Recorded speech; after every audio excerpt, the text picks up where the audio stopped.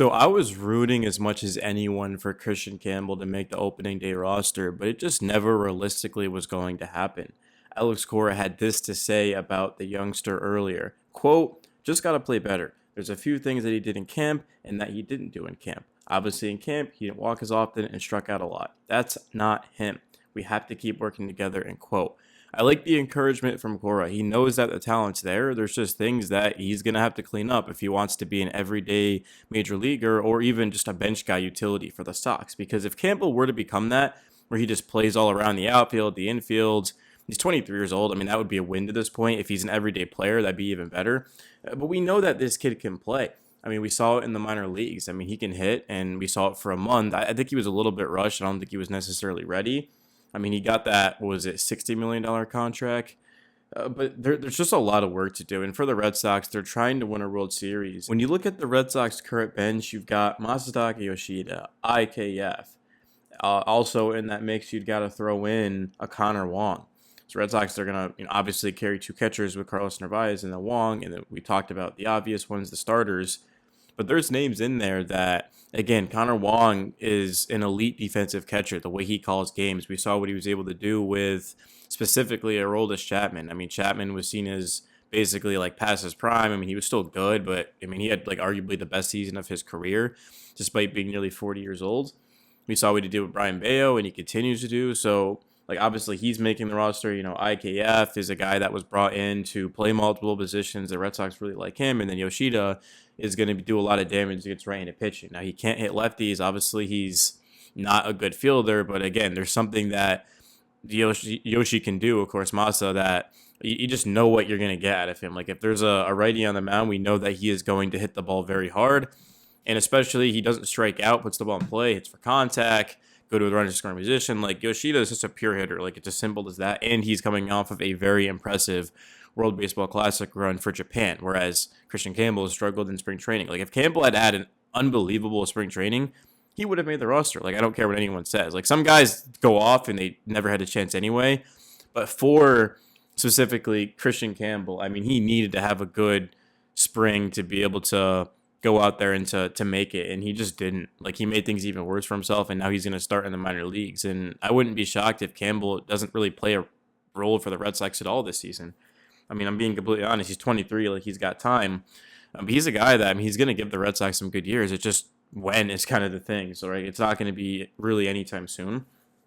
But the Red Sox, as the days progress, the season starts on Thursday, we're starting to pretty much know who is going to be on the roster. Like, we already touched upon the position players and the pitchers, Aroldis Chapman, Garrett Whitlock, Justin Slayton, Greg Weiser, Danny Coulomb, Zach Kelly. Of course, you've got Giovanni Moran, and then Watson versus Conley is going to be kind of the final piece here. But the roster looks pretty damn good. Like, the starting rotation is the best part easily about the Red Sox. I guess you could debate the bullpen. The bullpen was awesome last year, but with bringing in, of course, two very good pitchers in Sonny Gray and Oviedo, and then also the development of Connolly Early and the development of Peyton Tolley, and you also get Cutter Crawford back, and Sandoval is coming back, and eventually Tanner Houck. So, I mean, the starting rotation looks absolutely insane. The Red Sox also used a first-round draft pick last year on, of course, a starting pitcher. So I wouldn't be shocked if we do see maybe a trade, not anytime soon, but like maybe towards the trade deadline, maybe like Bayo gets sent out or something like that, or something crazy. That'd be a blockbuster for sure. But maybe like it would be for Ketel Marte. I still think the Red Sox should have done that. Obviously, like, I'm not in the front office, but it would have made a lot of sense to package some of that pitching to go get Marte. But at the same time, they did want Meyer, and what would happen with Meyer if Marte's at second? Well, Durbin would play third. He'd make it absolutely over Meyer. So that's kind of the problem. I mean, maybe Meyer would be the future shortstop, but like Trevor Story seems to be staying here for the foreseeable future. I mean, he's under contract, but he's also been one of the more consistent players on the team. So that's my only thing about bringing Marte. But I will say we'll see what kind of happens here, because there's a lot of potential wild cards for the Red Sox. I mean, or X factors is a better way to phrase it. I mean, Christian Campbell, Tristan Casas, who I made a post on yesterday. I think the Red Sox are either going to be in the World Series or they're going to be an extreme disappointment. Now, I don't really see them being a disappointment. I think at the very least they'll make the playoffs and compete again. I don't think they'll take a step back. But it just feels like this team has to get back to being a World Series contender. Like the Red Sox don't need to win the World Series every single season. Like that's kind of crazy. But they do have to actually compete and have a chance because last season, I don't really think they had much of a chance. Like, yeah, absolutely. If Durant catches that ball or Roman and Meyer play, I mean, yeah, things could have gone a little bit better. But the Red Sox struck out a lot.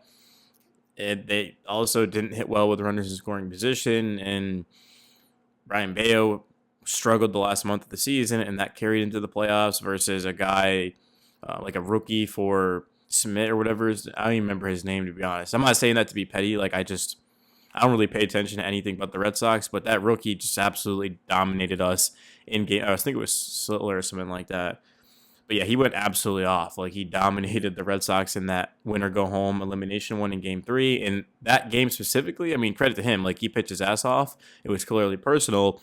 But at the same time here, the Red Sox issues that had been going on all season showed when they basically needed to win a game. So now it's like you go and you get Durbin and Massa. We'll see what he brings. I mean, he's a guy that probably should have played more, if I'm being honest, in those Walker games, even against lefties, because like Massa was locked in. He was easily the best hitter on the team to that point, with Roman Anthony being sidelined due to an injury.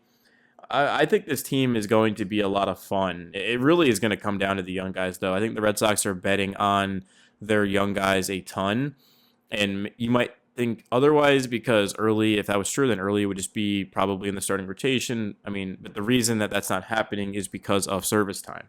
But when it's said and done, absolutely, the Red Sox will once again put the ball into Early's hands in a win or go home game, and they wouldn't even hesitate. Peyton Tooley is the number one prospect. He's going to be a stud, and I can't wait to see Peyton Tooley pitch this season for the Red Sox. He's looked good in spring, too. He's really gotten it going. But I'm talking specifically, though, about Marcelo Meyer and Roman Anthony and Christian Campbell, who this video is about. I just realized I basically didn't talk about Christian Campbell like at all. That's my bad about that. I'm just kind of off topic about the Red Sox. And those are pretty much the only two minor leaguer prospects. I mean, Roman isn't a prospect anymore, but Meyer is, I think, technically, if we're going off the rules. But those guys, I mean, we know what they're going to bring. I mean, they're going to bring a ton of energy and power. But other players is going to be the thing here. I think that ultimately will determine the Red Sox ceiling. Let me know if you agree or disagree with that. I mean, you've got names, of course, like the obvious ones who are starting in Wilson Contreras, Marcelo Meyer, Trevor Story, like Caleb Durbin. Like all of those players have a very good glove and they can hit, right? And specifically, you look at like a Marcelo Meyer, who's another youngster that was in the minor leagues with Campbell. Well, he absolutely is one of the better defenders on the Red Sox. He played second base, he played third base. Hell, he could play shortstop. That's actually his natural position. And he just matches against right-handed pitching. But the biggest thing is that you just know what you're getting basically every day from Meyer, assuming he's available. He's got issues in his own right with durability.